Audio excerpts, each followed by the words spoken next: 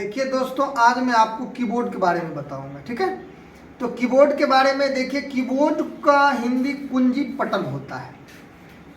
Keyboard क्या है इसके बारे में आप अच्छी तरह से जानकारी ले लेंगे। जहां जिसको दिक्कत हो आप बाद में भी पूछ सकते हैं। तो कीबोर्ड एक इनपुट डिवाइस है। इसके मदद से कंप्यूटर में डाटा डाला जाता है। कीबोर्ड की आकृति एक टाइपराइटर मशीन की तरह बना होता है। पहले जो टंकन मशीन था ना, वो टंकन मशीन की तरह बना होता है। फर्क इतना ही है कि टंकन मशीन का लेयर जो है अप और डाउन रहता था, ये बिल्कुल समतल रहता है।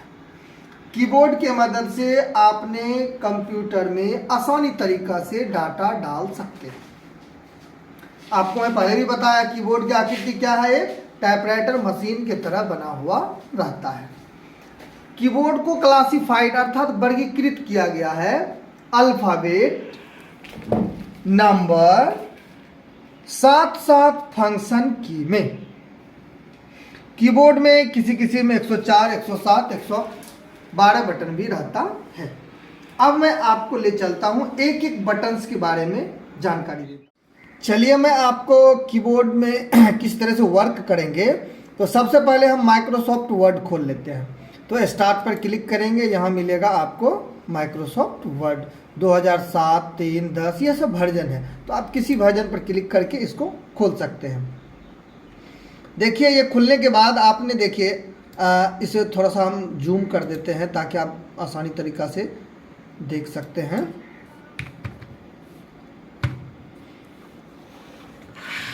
देखिए पहला मैं बताता हूँ कैप्स लॉक के बारे में। ये जो देख रहे हैं ना कैप्स लॉक, जब आपने कैप्स लॉक को ऑन करेंगे तो ये बीच वाले बटन जो देख रहे हैं ना, ये लाइट इसका जलेगा। देखिए जला ना अभी। हाँ, अब देखिए आप कैपिटल लेटर में लिख सकते हैं। तो यानी कैप्स लॉक का उपयोग स्मॉल एवं कैपिटल, यानी एक बार जब दबाएंगे, ये जब ऑन रहेगा तो कैपिटल लेटर में लिखाएगा, दोबारा जब दबा देंगे तो ये ऑफ हो जाएगा तो स्मॉल लेटर में लिखाएगा। ठीक है, चलिए उसके बाद चलते हैं, हम आपको एरो की के बारे में बताते हैं। ये जो देख रहे हैं ना एरो की, ये कर्सर को चारों दिशा में घुमाने का काम करता है। अब कर्सर किसको कहते हैं, तो आइए स्क्रीन पर ये जो आपने देख रहे हैं, ये माउस पॉइंटर हम घुमा रहे हैं, ये जो देख रहे हैं इसका नाम है कर्सर। इसका दूसरा नाम इंसर्शन पॉइंट भी है। तो एरो की का काम है कर्सर को चारों ओर घुमाना। देखिए अभी मैं 3 लाइन लिख चुका हूँ, 4 लाइन। इसको ऊपर ले जाना है कि नहीं, कर्सर को ऊपर ले जाना है। देखिए तो ऊपर जा रहा है अब। ठीक है, अब इसको लेफ्ट, राइट, डाउन, यानी कर्सर को क्या करता है, ये चारों ओर घुमाने का काम करता है। चलिए अगला बटन में आपको ले चलता हूं शिफ्ट की ओर। शिफ्ट बटन का उपयोग एक ही बटन के ऊपर में जो संकेत लिखा हुआ रहता है, जैसे अभी देखिए यहाँ आप 2 है तो 2 @ है, हैश है, डॉलर है, परसेंट है ना। तो शिफ्ट बटन आपने दबाए रखेंगे, उसके बाद जब दबाएंगे तो ये बटन के ऊपर वाला लिखाएगा। यहाँ भी देख लीजिए आप, ऊपर लिखाता है ना, इसको स्लैश कहते हैं। हाँ, ये देखिए आपने less than, greater than, what.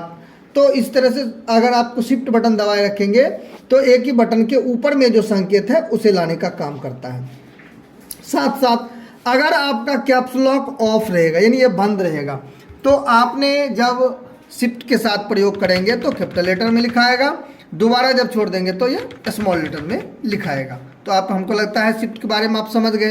अब आगे चलते हैं हम CTRL बटन के बाद। इसका फुल फॉर्म कंट्रोल बटन होता है। ये कीबोर्ड में 2 दिया हुआ रहता है, हर एक कीबोर्ड में 2 दिया रहता है। 2 इसलिए दिया हुआ रहता है कि रूल है कि लेफ्ट वाले फिंगर राइट की ओर ना आए, राइट वाले फिंगर लेफ्ट की ओर ना आए। जैसे एग्जाम्पल्स, हमको ओपन करना है तो कंट्रोल के साथ O दबाना है ना। तो एक साइड इधर से कंट्रोल दबाए, दूसरे उंगली से इधर O दबाएंगे, ताकि आप ये देखिए ओपन का डायलॉग बॉक्स आ गया सामने, है ना। तो ये एससी बटन से आप पीछे भी आ सकते हैं। तो कंट्रोल बटन का उपयोग एक ही बटन के संकेत, यानी एक ही बटन, ये बटन दूसरे बटन की मदद से काम करता है। जैसे कंट्रोल के साथ O दबाना, ओपन का डायलॉग बॉक्स आएगा। ठीक है, अब ये डायलॉग बॉक्स आ गया। अब मैं बताता हूँ आपको ESC के बारे में, यानी एस्केप की के बारे में। ESC का उपयोग प्रोग्राम से पीछे तथा प्रोग्राम से बाहर आने का काम करता है। अभी जो आपने कंट्रोल के साथ O दबाया, यानी ओपन का जो डायलॉग बॉक्स आया है ना, इससे जैसे ही आपने ESC बटन दबाएंगे देखिए उससे पीछे आएगा। तो ESC बटन का उपयोग अधिकांशतः टेली प्रोग्राम में उपयोग किया जाता है। इसी से बैक करना है, इसी से नेक्स्ट करना है, ठीक है। चलिए उसके बाद मैं बताऊँ आपको अल्ट के बारे में। अल्टरनेट बटन, यह बटन जो होता है, यह बटन भी दूसरे बटन के मदद से काम करता है। देखिए अकेला काम नहीं करेगा, स्क्रीन पर कुछ हो रहा है नहीं हो रहा, यह अकेला काम नहीं करता है। इसके साथ जैसे ही आपने फंक्शन की का उपयोग करेंगे, यानी F4 बटन आपने दबाएंगे, तब आपको कहेगा ये बंद करना है या सेव करना है या नहीं करना है। तो अगर आपने सेव करेंगे तो यस पर क्लिक करेंगे, अगर नहीं करना है तो नो पर क्लिक करेंगे। देखिए प्रोग्राम बंद हो गया। उसके बाद जैसे ही प्रोग्राम फिर से रिपीट खोलिएगा, अगर आपने इसमें कुछ नहीं लिखे हैं, अगर अल्ट के साथ आपने F4 बटन दबा देते हैं, F4 बटन, तो देखिए वहाँ स्क्रीन पर डायरेक्ट क्लोज कर देगा। देखिए डायरेक्ट क्लोज कर दिया, ठीक है। अगर कुछ लिखा हुआ रहेगा तो आपको कहेगा सेव करना है या नहीं करना है। चलिए अब मैं आपको फंक्शन की के बारे में बताता हूँ। फंक्शन की जो होता है F1 से लेकर के F12 तक होता है, यानी 12 तक ही होता है, ना 11 होता है ना 13 होता है, ठीक है। इसका उपयोग अलग अलग प्रोग्राम में अलग अलग काम करता है, साथ साथ सॉफ्टवेयर को सेटिंग करने में मदद करता है। तो आपको मैं बता रहा था कि अल्ट बटन भी दूसरे बटन की मदद से काम करता है। जैसे फाइल को बंद करना, तो हमने क्या किया था, अल्ट के साथ F4 बटन का उपयोग किया था, है ना। अल्ट के साथ क्या किया था, F4 बटन का उपयोग किया था, जिससे क्या हो गया, आपका प्रोग्राम क्लोज हो गया, ठीक है। नेक्स्ट वीडियो में आगे मैं बताऊंगा इंटर की के बारे में, ठीक है।